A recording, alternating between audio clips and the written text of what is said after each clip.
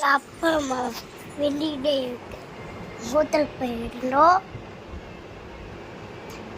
இந்த மாதிரி ஹோட்டலுக்கு போகும்போது இந்த மாதிரி எல்லாரும் ஃப்ரெண்ட்ஸாக அப்புறம் ஃபேமிலியாக போயிடுவோம்.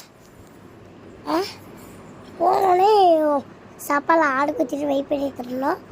அப்போ எங்கள் டான்ஸ்லாம் நல்லா ஆடிட்டு இருந்தாங்க. உள்ளே ஒருத்தர் இருந்துச்சு, அப்புறம் உள்ளே ஒருத்தர் இருந்துச்சு. அப்புறம் சாப்பாடெலாம் ஆடு பண்ணிட்டு வந்துடுச்சு. வந்தோடனே எல்லோரும் சாப்பிட்டுக்கிட்டு வந்தோம். இந்த மாதிரி எங்கள் அம்மாவுக்கு வேண்டி